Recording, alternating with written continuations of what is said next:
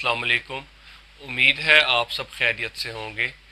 آج کا ہمارا ٹاپک ہے گھٹی، ختنہ اور عقیقہ کے بارے میں۔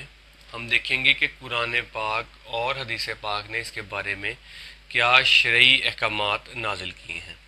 تو سب سے پہلے ہم دیکھیں گے کہ بعض اوقات جب ایک بچہ پیدا ہوتا ہے تو ڈاکٹر حضرات کہتے ہیں کہ اس کو گھٹی نہیں دینی ہے، اس سے اس کو معدے کی بہت سی بیماریاں ہو سکتی ہیں، اس کے معدے میں جراثیم جا سکتے ہیں، اس کے معدے کو واش کرنا پڑ سکتا ہے۔ تو اس وجہ سے اکثر اوقات وہ ہاسپٹل میں بچے کی پیدائش کے بعد اس کو گھٹی دینے سے منع کر دیتے ہیں۔ لیکن ہم دیکھیں گے کہ حدیث پاک کے الفاظ میں کس طرح سے گھٹی کی شرعی حیثیت ہے۔ تو اسما بنت ابی بکر رضی اللہ تعالیٰ عنہ، جو کہ حضرت عائشہ رضی اللہ تعالیٰ عنہ کی بڑی بہن تھیں اور حضرت ابو بکر صدیق رضی اللہ تعالیٰ عنہ کی بیٹی تھیں، انہوں نے کہا کہ جب میرے گھر عبداللہ ابن زبیر رضی اللہ تعالیٰ عنہ کی ولادت ہوئی تو وہ پہلا بچہ تھا جو ہجرت مدینہ کے بعد پیدا ہوا۔ تو مشرکین مکہ نے یہ ایک الزام بھی لگا دیا تھا کہ اب مسلمانوں کے ہاں بچوں کی پیدائش رک جائے گی۔ تو عبداللہ ابن زبیر رضی اللہ تعالیٰ عنہ پھر پہلا بچہ تھا جو ہجرت مدینہ کے بعد پیدا ہوا۔ تو اسما بنت ابی بکر رضی اللہ تعالیٰ عنہ انہوں نے ان کو اٹھایا اور اٹھا کے لا کے اللہ کے نبی حضرت محمد مصطفیٰ صلی اللہ علیہ وآلہ وسلم کی گود میں لا کے رکھ دیا۔ تو یہ پہلا بچہ مسلمانوں کے لیے بہت خوشی کا باعث تھا۔ تو آپ صلی اللہ علیہ وآلہ وسلم نے ایک کھجور اپنے منہ میں ڈالی، اس کو چبایا اور چبا کے اس کی گھٹی پھر انہوں نے عبداللہ ابن زبیر رضی اللہ تعالیٰ عنہ کو دی۔ اسی طرح صحیح مسلم کی حدیث ہے کہ جب بھی اہل اسلام اور اہل مسلم کے ہاں کوئی بھی بچہ پیدا ہوا کرتا تھا، وہ لا کے حضرت محمد مصطفیٰ صلی اللہ علیہ وآلہ وسلم کے سامنے لاتے۔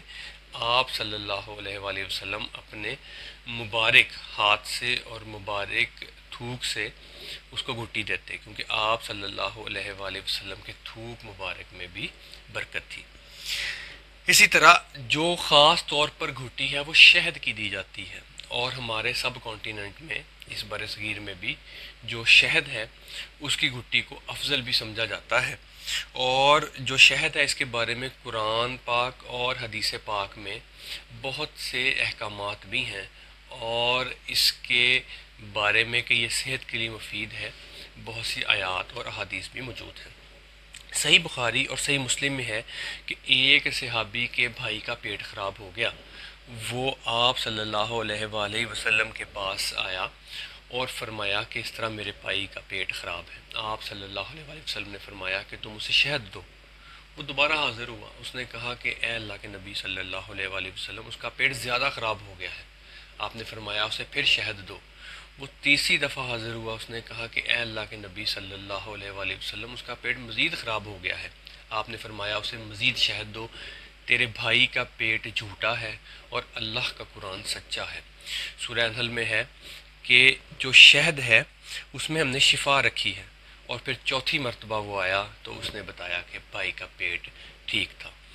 اسی طرح سے جامع ترمذی میں ہے کہ نبی صلی اللہ علیہ وآلہ وسلم نے فرمایا کہ جب کوئی بچہ پیدا ہو تو تم اس کی طرف سے خون بہاؤ، اس کی گندگی کو صاف کرو اور اس کے خون کے عوض خون بہاؤ۔ جامعہ ترمذی میں حدیث ہے کہ جب کوئی لڑکا پیدا ہو تو اس کی طرف سے 2 بکرے، اور لڑکی پیدا ہو تو اس کی طرف سے 1 بکرا کرو۔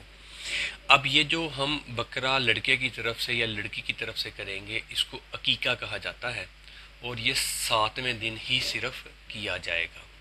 اب اس میں اللہ کے نبی صلی اللہ علیہ وآلہ وسلم نے شرائط بھی ختم کر دیں، وہ بکرا بھی ہو سکتا ہے، بکری بھی، یعنی نر اور مادہ کی شرائط ختم کر دیں۔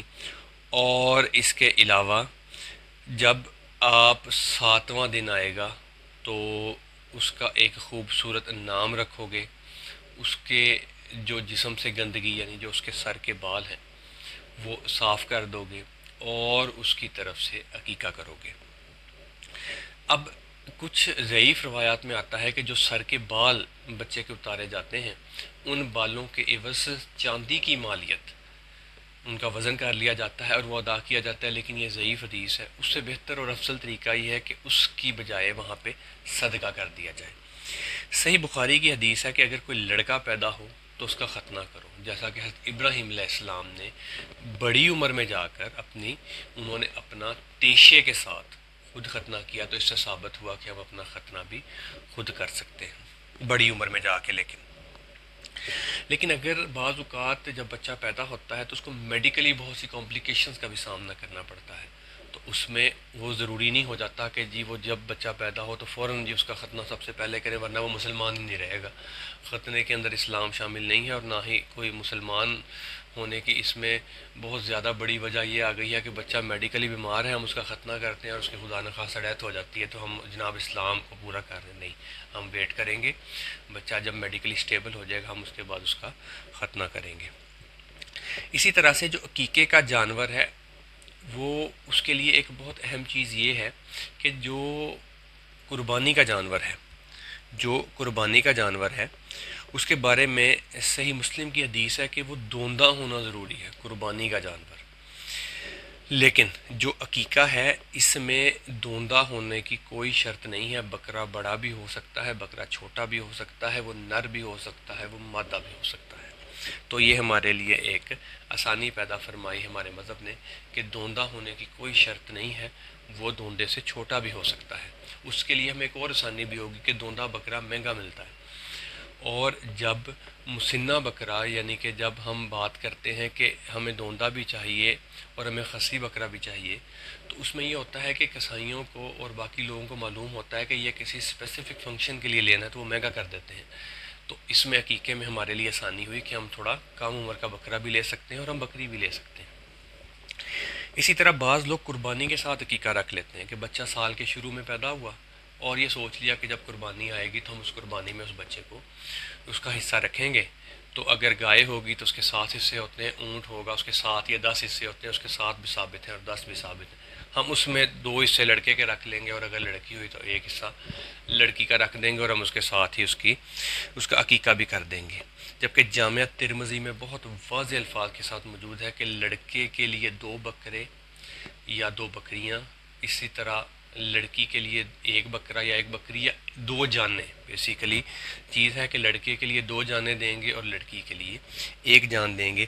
لیکن اب اس میں کچھ اجتہاد کیا جاتا ہے کہ جس طرح سے جانور جو ہے وہ اگر 2 بکرے ہیں تو جب ہم قربانی کرتے ہیں تو اگر ہم نے 2 بکروں کی جگہ 2 حصے رکھنے ہوں تو ہم گائے میں رکھ لیتے ہیں۔ یہ اجتہاد تب آئے گا جب ہمارے پاس اس کی نص موجود نہیں ہوگی۔ اب جب ہمارے پاس اس کی نص موجود ہو گئی ہے اور بڑا واضح جامعہ ترمذی میں لکھ دیا گیا ہے کہ 2 جانیں دینی ہیں لڑکے کے بدلے اور 1 جان دینی ہے لڑکی کے بدلے، تو جو ہم حصہ رکھ کے عقیقہ کریں گے وہ عقیقہ کاؤنٹ نہیں ہوگا، ہمیں صرف 2 جانیں ہی دینا پڑیں گی۔